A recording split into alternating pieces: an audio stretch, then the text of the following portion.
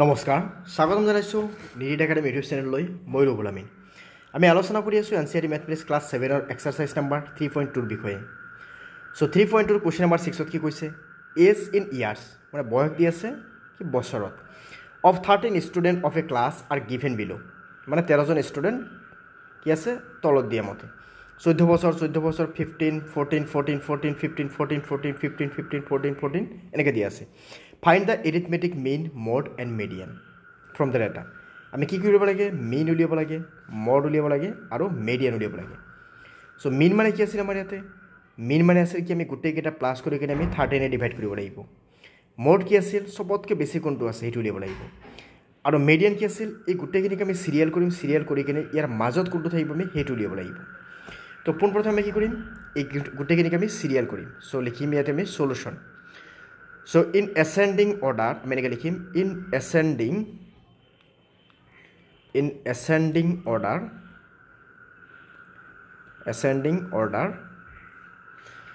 কিমান আছে প্ৰথমে চোৱা প্ৰথমে কিমান আছে ইয়াতে 14 আছে কেইটা আছে এটা দুটা তিনিটা চাৰিটা পাঁচটা ছয়টা সাতটা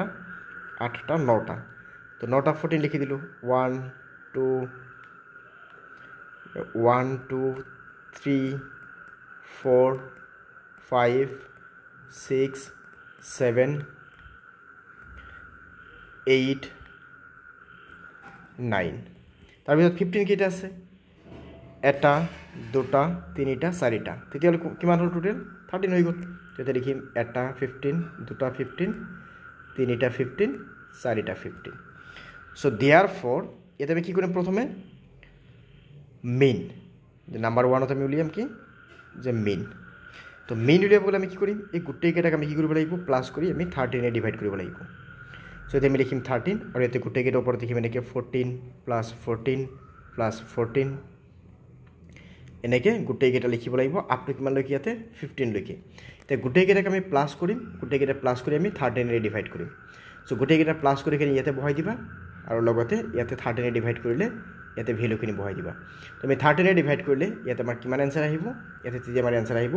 যে 14.30 হৈ গ'ল নেক্সট আছে কি আমাৰ নাম্বাৰ 2ত মড আছে যে মড মানে কি কোনটো সবতকৈ বেছি আছে ইয়াতে 14 সবতকৈ বেছি আছে চ' 14 নাম্বাৰ 3ত কি আছে আমাৰ মেডিয়ান মানে কি মাজত কোনটো আছে চোৱা ইয়াতে টোটেল কিমান আছে 13 ডাটা চ' মেডিয়ান কিমান আহিব যে 13 প্লাছ 1 13 যেহেতু কি আছে অযুগ্ম তেতিয়াহ'লে 13 প্লাছ 1 ডিভাইড বাই 2th টাৰ্ম তেতিয়াহ'লে চোৱা ইয়াতে 13 প্লাছ 1 14 ডিভাইড বাই 2 মানে কিমান 7 তাৰমানে 7 টাৰ্মটো হৈছে কি আমাৰ মেডিয়ান চ' দিয়াৰ ফৰ আমাৰ মেডিয়ান ইয়াতে কিমান আহিব যে মেডিয়ান আহিব কিমান ইয়াতে আমাৰ যে মেডিয়ান আহি যাব ইয়াতে কিমান 14 অ'কে চ' একেদৰে আমি কুৱেশ্যন নাম্বাৰ 7টো যিটো দি আছে কুৱেশ্যন নাম্বাৰ 7ত ইয়াতে আমি ৰেঞ্জ তাৰপিছত এৰিথমেটিক মিন মড মেডিয়ান আমি উলিয়াম তো সেম প্ৰচেছত আমি উলিয়াব পাৰিম এই গোটেইখিনি বস্তু তোমালোকে সলভ কৰিবা সলভ কৰি কিনে নিশ্চয় কমেণ্ট কৰি জনাবা এতিয়া ৰেঞ্জৰ কথা ক'লে ৰেঞ্জ ইয়াতে চাব লাগিব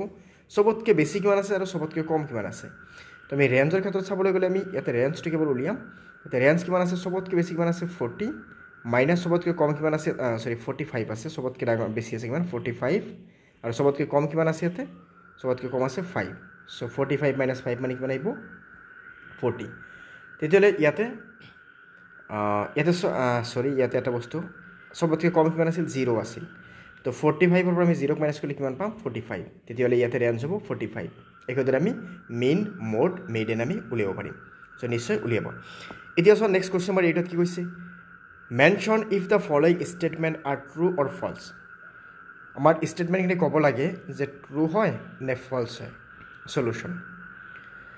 তো ইয়াতে কি আছে mode always lies in the middle of the data মডটো সদায় কি থাকে মাজত থাকে কথাটো শুদ্ধ নহয় নে অশুদ্ধ হয় ইয়াতে চোৱা কি কৈছে mod always lies in the middle of the data তো মডটো সদায় কি হ'ব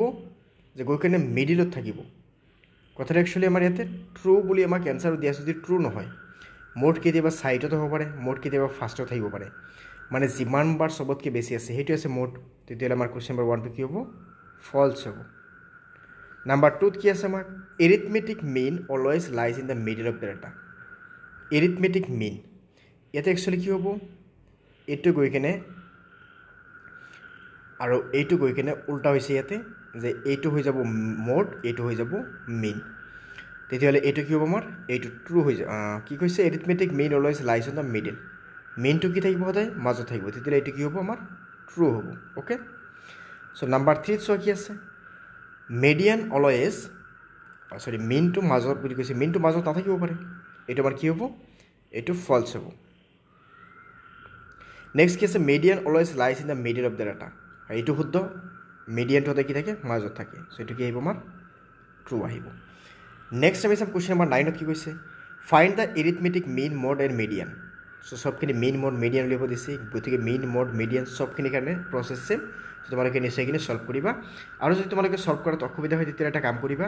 এইখিনিক ছল্ভ কৰি কিনে মই PDF-খিনি দি দিম তোমালোকক তাৰ বাবে তোমালোকে এইটো নাম্বাৰত যোগাযোগ কৰিবা অ'কে নেক্সট চোৱা question number exercise 3.3 question number 1ত কি কৈছে ইয়াতে কোৱা হৈছে answer the following with the help of bar graph এতিয়া আমি কি কৰিব লাগিব বাৰ গ্ৰাফৰ সহায়ত আমি এই গোটেইখিনি বস্তু আমি সমাধান কৰিব লাগিব চ' এই গোটেইখিনি বস্তু আমি কি কৰিম পৰৱৰ্তী ভিডিঅ'ত আমি আলোচনা কৰিম চ' তোমালোকে আমাৰ চেনেলটো ছাবস্ক্ৰাইব কৰি ৰাখিবা লগতে বেল আইকনটো দবাই ৰাখিবা চ' আমি আকৌ লগ পাই আছোঁ পৰৱৰ্তী ভিডিঅ'ত ধন্যবাদ